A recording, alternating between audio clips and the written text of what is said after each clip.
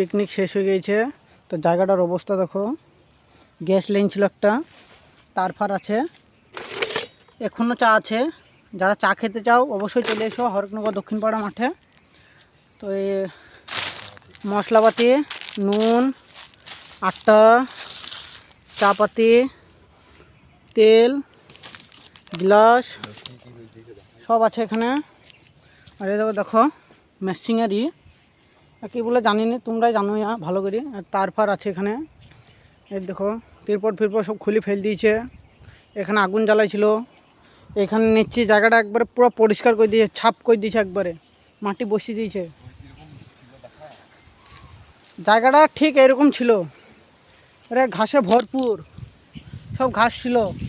আর এখন একবারে পুরো পরিষ্কার, পুরো পরিষ্কার হয়ে গেছে নিচ্ছি। এখানে বাঁশ ফাঁস পড়ে আছে। তো আমরা এখানে বেশি কথা না বলে এখানে ব্লগটা শেষ করে দিচ্ছি।